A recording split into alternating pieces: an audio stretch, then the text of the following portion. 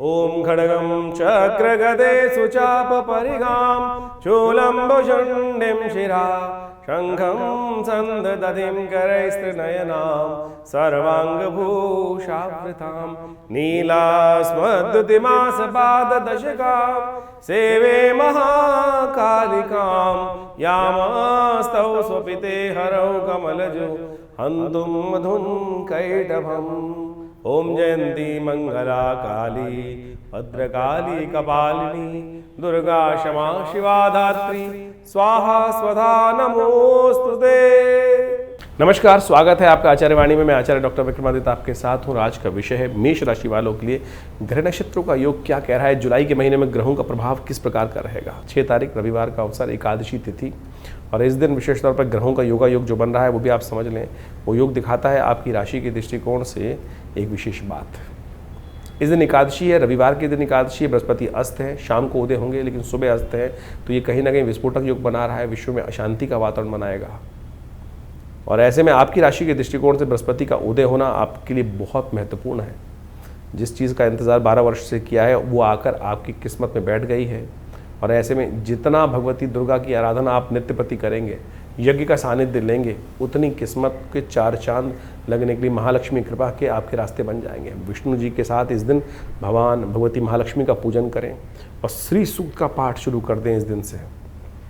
देखिएगा भगवती कृपा से आपके लिए वारे न्यारे होने के योग बनेंगे। और इस दिन ऐसा काम किए, भगवान विष्णु शेष शैया पर विश्राम पे जाते हैं, तो एक कमल के पुष्पों की विशेष तौर पर शैया मन पर तैयार कर भगवान को अर्पित करें। भगवती के साथ यही प्रार्थना करें कि हे भगवती, हे भगवान विष्णु, आप हमारे घर में सुंदर रूप से इस कमल शैया पर विराजमान रहें। शालिग्राम जी का पूजन करके सुंदर रूप से भगवती को और भगवान विष्णु को वहीं विश्राम कराएं। तुलसी दल उन पर अर्पित करें। अकाट्य प्रयोग है, कर लीजिए। श्री सूक्त का प्रयोग नित्य प्रति पाठ करके घी से, चंदन चूरे से, कमल के बीजों से हवन करने से देखिएगा माँ भगवती कृपा आपके लिए इन 2-3 महीनों में चमत्कार उपस्थित कर देंगे। ऐसे में ये भगवान विष्णु को यदि शेष शैया आपने प्रदान करी, कमल के पुष्पों की शैया प्रदान करी और ये उपाय नित्य प्रति किया, तो देखिएगा आपके यहाँ चमत्कार उपस्थित होने के योग बन जाएंगे। बात कर लेते हैं 7 तारीख की सोमवार की द्वादशी तिथि विद्यमान है। और ऐसे में ग्रह नक्षत्रों का योगा योग आपकी राशि के दृष्टिकोण से जो बन रहा है वो थोड़ा हल्का दिखाई देता है। ये कहीं ना कहीं मन में शंकाएं उत्पन्न करता दिखाई दे रहा है, मन में कहीं ना कहीं वहम उत्पन्न करता दिखाई दे रहा है।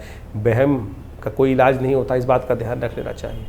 मन कच्चा है, दिमाग में थोड़ा बंधन में है, तो इसलिए ज्ञान का सहारा लीजिए। जो ज्ञानी जन है उनका पूजन करें। वामन पूजा की जाती है, ब्राह्मण की पूजा की जाती है, विप्र पूजा की जाती है, इस दिन वामन देव की पूजा की जाती है और वो सही रूप से आपके लिए अच्छी रहेगी। 8 तारीख मंगलवार का दिन, त्रयोदशी तिथि विद्यमान है, भौम प्रदोष का योग बन रहा है। ग्रह नक्षत्रों के दृष्टिकोण से यदि देखें तो इस वक्त आपकी राशि के दृष्टिकोण से मंगल महाराज विशेष योग बनाकर आपकी राशि में बैठे हुए हैं। ऐसे में मंगल को और शक्ति देने का प्रयास आपको करना चाहिए। भौम प्रदोष के दिन हो सके तो भगवान मंगल के मंत्र का जप करें और हो सके तो भगवान मीठी गुड़ का और चने का दान करने का प्रयास करें, वो आपके लिए अच्छा रहेगा। 9 तारीख बुधवार का दिन, ग्रह नक्षत्रों के दृष्टिकोण से भाग्य में परिवर्तन का योग बनता दिखाई दे रहा है। उदित हो गए बृहस्पति, चंद्रमा के बिल्कुल सम्मुख आके धर्म से लाभ देने के योग बना रहे हैं। धर्म में जुड़े हैं। चतुर्मास आरंभ हो रहा है, जहाँ संत महात्मा हों वहाँ अवश्य जाकर उनकी सेवा करें। देखिए आपके ग्रहों से परिवर्तन का योग बनेगा। और दुष्टों का साथ लोगे तो दुष्टता से नुकसान होगा, संतों का साथ लोगे, धर्मयुक्त रहोगे तो लाभ प्राप्ति के योग बनेंगे। इस बात का ध्यान रखना। संगत सुधारने का प्रयास करना चाहिए। चतुर्मास धर्मयुक्त संगत रखोगे तो देखिए वारे न्यारे होने के योग आपकी राशि बनते दिखाई दे रहे हैं। दशमी तिथि जो कह रही है वो भी जान लीजिए, बृहस्पतिवार का अवसर है, पूर्णिमा तिथि का योग है, गुरु पूर्णिमा का योग बन रहा है। दीक्षा लेनी चाहिए आपको। ऐसे में आपके ग्रह दिखा रहे हैं जितना दुर्गा जी की आराधना, किसी संत महात्मा से, गुरुजन से भगवती दुर्गा के मंत्र की दीक्षा लेकर आने वाले समय में उसका जप करें और चमत्कार देखें। गुरु पूर्णिमा का अवसर है। भगवती दुर्गा, यदि भगवती महालक्ष्मी के मंत्र की भी, दुर्गा जी के मंत्र की, भगवती महालक्ष्मी के मंत्र की दीक्षा लेकर आप जप आरंभ कर देंगे तो ये आने वाला वर्ष फिर आपको के बाद आपको पीछे मुड़ के देखना नहीं पड़ेगा। ये इस वक्त खास तौर पे उपाय आपकी राशि के दृष्टिकोण से है। धर्मयुक्त समय चल रहा है, गुरु दीक्षा का समय है और विशेष तौर पे इसको करने का प्रयास कर लीजिए आपकी राशि के दृष्टिकोण से। तो आपके मन को धर्म में यदि आपने लगा लिया तो देखिएगा कृपा प्राप्ति के योग अद्भुत रूप से बन जाएंगे। तो इस प्रकार से आपने ग्रहों की विवेचनाओं को, ग्रहों के योगों को समझा कि आपके दिन पर दिन किस प्रकार के जुलाई के आरंभ काल में ग्रहों का योगा योग बनेगा और ये योगा योग आपके जीवन पे किस प्रकार से प्रभाव डाल रहा है।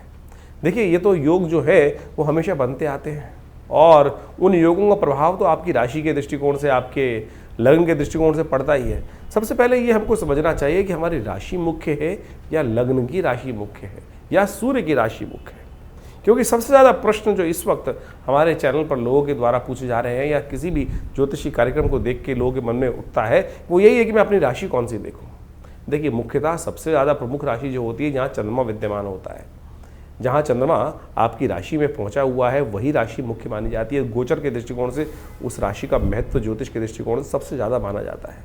लेकिन हमारा एक ऐसा मानना है और हमने प्रत्यक्ष रूप से ज्योतिष के अंदर देखा कि वो पूरी जन्मपत्री को कई स्वरूप में देखा जा सकता है और उन सब चीज़ों को अच्छे से देखने के बाद फिर ज्योतिषी ही ये को देखना चाहिए कि आपके ऊपर कौन सी राशि के अनुसार से किस प्रकार से ग्रहयोग फलीभूत हो रहे हैं।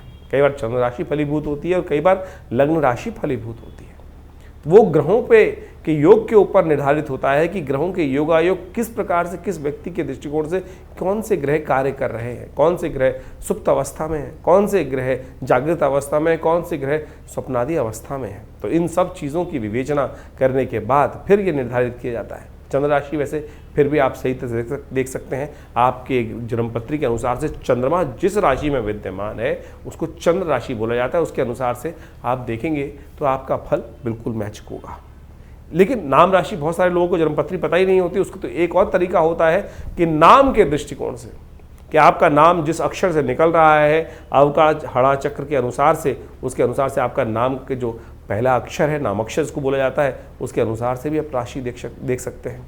लेकिन सबसे मुख्य तो वही होगा कि जो चंद्र के अनुसार से आपकी राशि बन रही है, उन सब चीज़ों को अच्छे से देखकर फिर हम अच्छे से जान सकते हैं भविष्य के दृष्टिकोण से। कई बार गोचर के दृष्टिकोण से आपके ग्रह योग बहुत अच्छे आ रहे हैं और ये प्रश्न बहुत ज़्यादा एक कॉमन प्रश्न हो चुका है इस वक्त और सही भी औचित्य रहता है कि आपके गोचर के दृष्टिकोण से तो आपके ग्रह बहुत अच्छे लग रहे हैं, लेकिन काम उतना नहीं हो रहा है कि जितना, क्योंकि 12 राशि के अंदर पूरे विश्व को बांटने का जो एक प्रयास किया जाता है, लेकिन उसमें समझने की आवश्यकता यह है कि आपकी मूल जन्मपत्री में ग्रहों का प्रभाव किस प्रकार से बना हुआ है।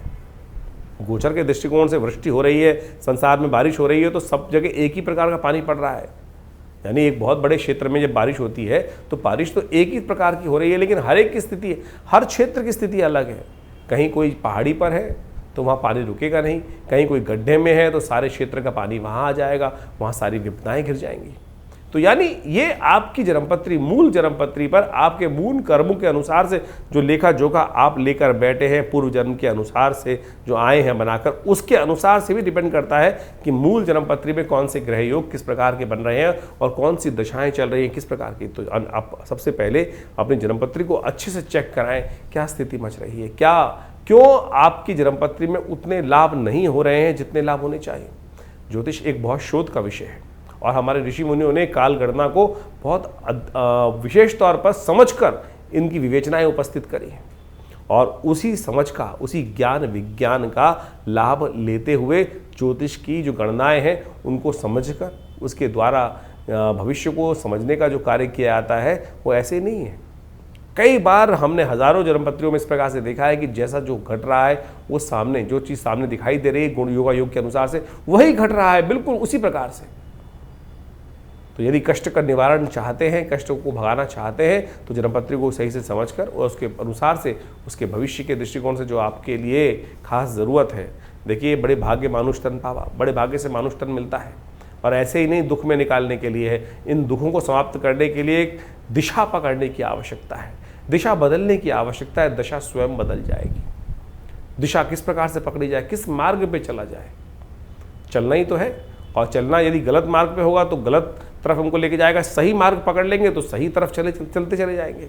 तो यही जो दिशा हमको ज्ञान विज्ञान के माध्यम से मिले तो वो विशेष तौर पर हमारे जीवन में कल्याण का मार्ग बना देती है, सही रास्ता हमको दिखा देती है।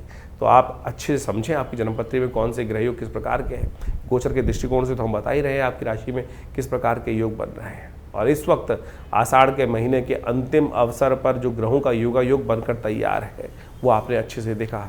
शनि महाराज अब अपनी राशि को में जो बदल कर पूरे स्थिर हो चुके थे फिर वक्री होने जा रहे हैं। इसी जुलाई में वो वक्री हो जाएंगे और जिस भाव में चल रहे हैं कहा जाता है वक्री ग्रह और ताकतवर हो जाता है। षडाष्टक योग शनि मंगल का बनकर शनि के साथ मंगल का जो तैयार हो रहा है वो कहीं ना कहीं फिर एक विश्व में उपद्रव की जो चिंगारी है उसको भड़का सकता है। जो लोग कह रहे थे कि शांति हो गई है, ये पुनः शनि महाराज वक्री होने के बाद 4 महीने वक्री रहने वाले हैं शनि महाराज। अच्छी बात यह है कि बृहस्पति उदय हो रहे हैं। बृहस्पति जो उदय हो रहे हैं वो एक बहुत अपना शामक प्रभाव, अतिचारी बृहस्पति जैसे ही पिछले करीब करीब मई में परिवर्तन किया था उसके बाद परिवर्तन करते ही कुछ दिन बाद ही वो अस्त हो गए सूर्य के सन्निकट आने के कारण से। अब पुनः वो जागृत हो रहे हैं, उदय हो रहे हैं और अपना प्रभाव पूरी तरह से दिखाएंगे। हमने आपकी राशि के दृष्टिकोण से उस पूरे के पूरे जो रास्ता है बृहस्पति और शनि महाराज के वो सब आपके समक्ष तथ्यात्मक तौर पर रखने का प्रयास किया है, उसको आप अच्छे से समझ लें। और फिर भी कोई प्रश्न मन में यदि आ रहा हो तो चिंता ना करें, हम आपके साथ हैं। यदि आप खुद मिलना चाहते हैं आश्रम पे तो रविवार को हम मिलते ही हैं हर व्यक्ति के साथ। सुबह 8 बजे से लेकर करीब करीब जो 10 साढ़े 10 बजे तक विशेष कार्यक्रम रहते हैं उन सब में बहुत सारे लोग आकर यज्ञ में सम्मिलित भी होते हैं और माँ भगवती का आशीर्वाद भी लेते हैं और अपने प्रश्नों का निवारण भी जान लेते हैं। और यदि बहुत दूर है तो फ़ोन पे आयुष जो आप विशेष तौर पर अपॉइंटमेंट्स का प्रोसेस है, आप फ़ोन नंबर चल रहे हैं उन पर संपर्क साध कर अपने प्रश्नों का निवारण जान सकते हैं और उस उपायों को कर कर आप अच्छे समस्याओं को दूर करने का योग बना सकते हैं। तो ये राशिफल हम लगातार आपके साथ रहते हैं और बहुत सारे अलग अलग जो ज्योतिष की गणनाओं के माध्यम से विभिन्न ग्रहों का परिवर्तन होता है उन सब के समस्त सिद्धांत आप तक पहुंचाने का प्रयास करते रहते हैं। तो इन सबको समझें, जीवन में सही मार्ग को पकड़ें, सत्य मार्ग को पकड़ें और फिर आगे चलने का प्रयास करें तो अच्छा रहेगा। धन्यवाद आप सबका।